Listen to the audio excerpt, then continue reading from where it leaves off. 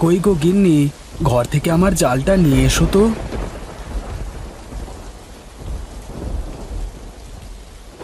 হ্যাঁ গো, এত বৃষ্টি নেমেছে, এর মধ্যে তুমি তুমি জাল নিয়ে নদীতে মাছ ধরতে যেতে পারবে? ও নিয়ে তুমি কোনো চিন্তা করো না গো। আমার অভ্যেস আছে, এই বৃষ্টির মধ্যে মাছ ধরে আমি একেবারে বাজারে বিক্রি করে তারপর বাড়ি ফিরবো। হ্যাঁ গো, এই বৃষ্টির সময় কেউ বাজারে আসবে? বলো কি গো, এই ইলিশ মাছের টানে কত মানুষ যে বাজারে আসে তা তুমি কল্পনাই করতে পারবে না। ঠিক আছে গো, মানুষকে ভালো মাছ খাওয়াতে পারলেই তার থেকে আনন্দ আর কিছু নেই। ঠিক বলেছ গিন্নি। আচ্ছা তুমি থাকো, আমি বরং নদীতে গেলাম। আচ্ছা, এসো। এই কথা বলে গোপাল জাল দিয়ে নদীর দিকে গেল। আর এই দিকে কানাই ভালোই মাছ ধরছিল। সে একটা জাল খেয়াও ফেলার সাথে সাথে অনেকগুলো চায়না পুঁটি মাছ জালে উঠে আসলো।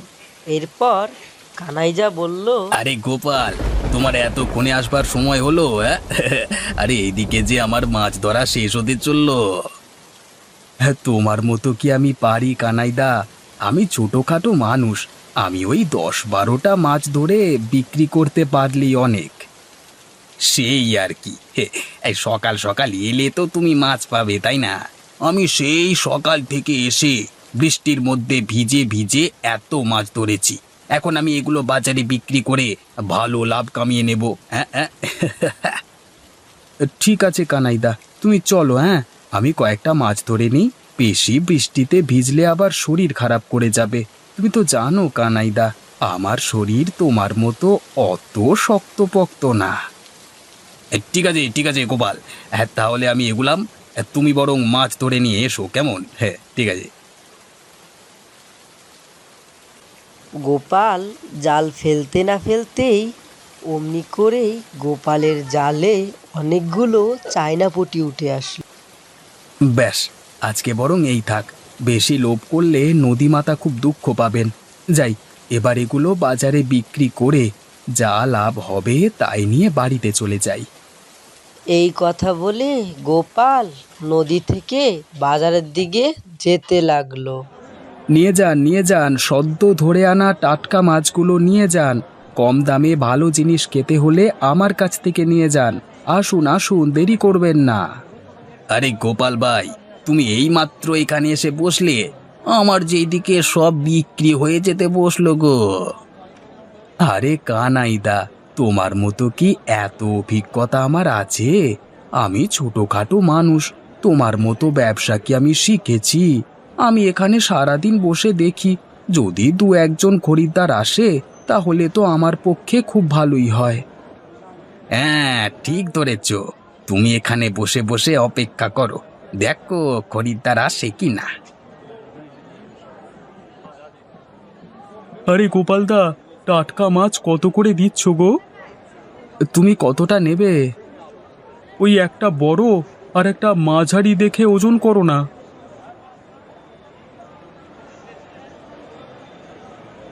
দাদা, তোমার 180 টাকা হয়েছে।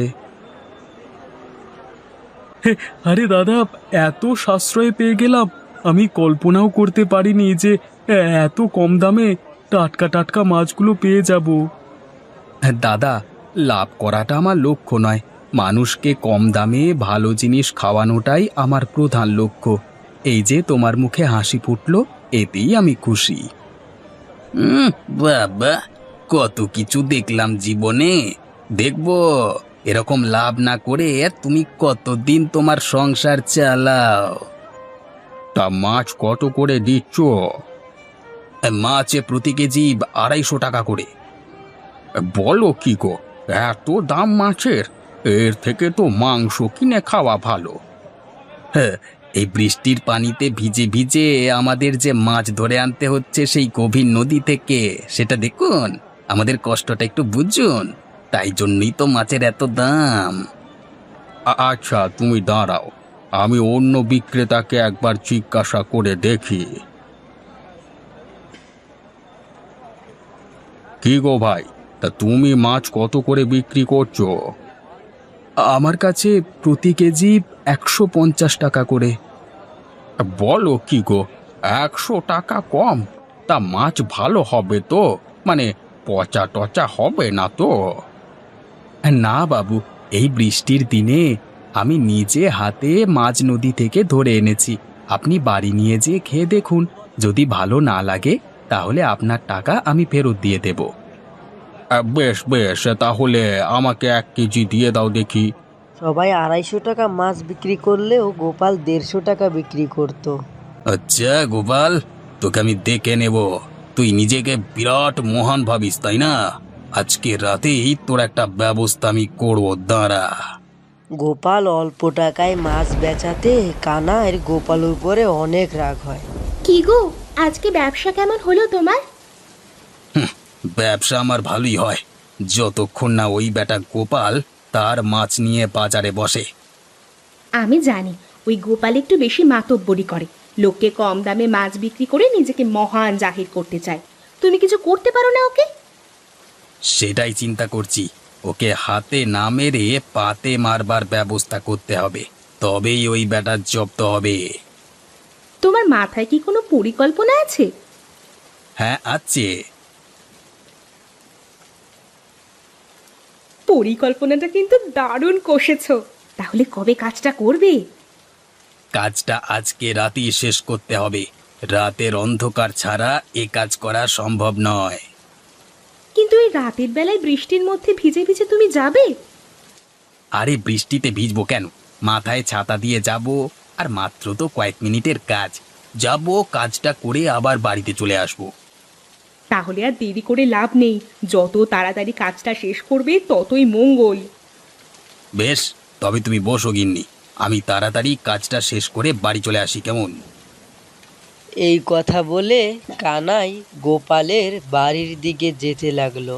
আজকে গোপালের বড়সড় একটা ক্ষতি করবে কানাই, তা আমরা বুঝতে পারলাম।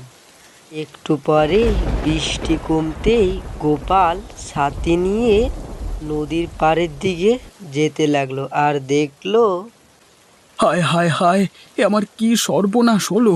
আমার ডিঙি নৌকাটা কোথায় গেল? এখন আমি কি করে মাছ ধরতে যাব? গোপালের নৌকাটা গোপাল ঘাটে না দেখে সে খুব কষ্ট পেল আর বাড়ি চলে আসলো। আর গোপালের গিন্নি বলল, এ কি, কি হলো? তুমি এই সময় চলে এলে যে? আর বলো না গো গিন্নি, আমাদের সর্বনাশ হয়ে গেছে। আমরা এবার না খেতে পেয়ে মারা যাব গো গিন্নি। কেন, কি হলো? তোমার কি শরীর খারাপ করছে নাকি?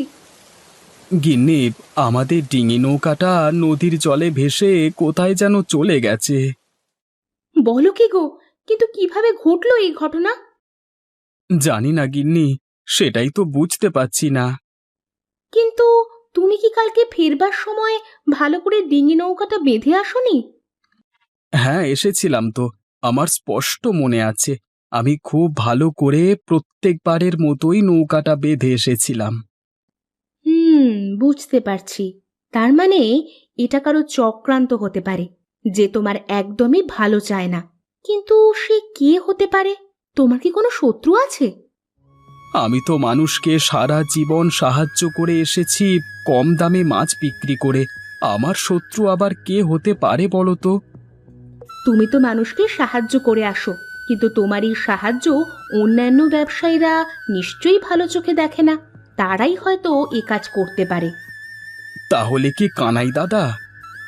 হতে পারে, বুঝলে। কানাই দাদার হাবভাব দেখলেই মনে হয় সে তোমাকে কোনো মতেই সহ্য করতে পারে না, সব সময় তোমাকে ছোট করে। কিন্তু কানাই দাদা আমার সাথে এরকমটা করবে কেন? বুঝতে পারলে না? তোমাকে ভাতে মারবার জন্য। সামনাসামনি তো তোমার ক্ষতি করতে পারছে না, তাই তোমাকে ভাতে মারতে চায়, যাতে তুমি ব্যবসা করে টাকা উপার্জন করতে না পারো। কিন্তু আর কি করবার? কানাইদাকে তো সবকিছু বললে ও নিশ্চয়ই অস্বীকার করবে। আমাদের হাতে তো কোনো প্রমাণ নেই, তাই মুখ বুজে সবকিছু সহ্য করে যেতে হবে। তুমি দুঃখ পেও না গো, তুমি যেমন মানুষকে সাহায্য করো, দেখবে ভগবান একদিন নিশ্চয়ই তোমাকেও সাহায্য করবে।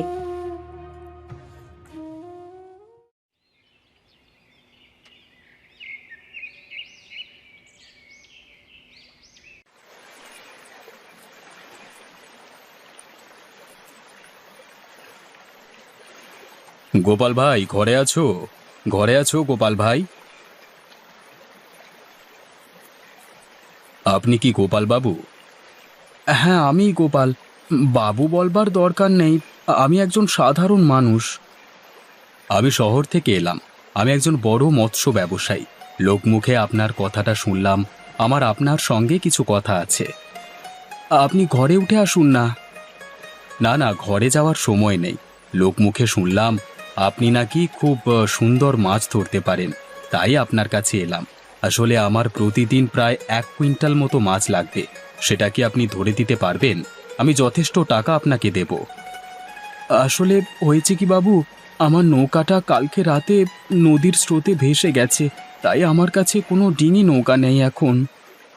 ও নিয়ে আপনাকে চিন্তা করতে হবে না। আমার লোক প্রতিদিন আপনাকে নিয়ে যাবে, আবার প্রতিদিন কাজ শেষে আপনাকে বাড়ি দিয়ে যাবে। আপনি শুধু আমার লোকের সঙ্গে গিয়ে মাছগুলো ধরে দেবেন। কি পারবেন তো? তাহলে তো খুব ভালোই হয়। বেশ, আপনি তবে এই টাকা কটা ধরুন। এদের সর্বমোট 25,000 টাকা আছে। আপনি কাল থেকে আমাদের সাথে ব্যবসা শুরু করবেন। টাকা পয়সা নিয়ে আপনার কোনো চিন্তা নেই। ওগো, দেখলে তো, আমি বলেছিলাম না, তুমি যেমন মানুষের সাহায্য করো, তেমনি ভগবান তোমাকে সাহায্য নিশ্চয়ই করবেন। হ্যাঁ গিন্নি, তুমি ঠিকই বলেছ।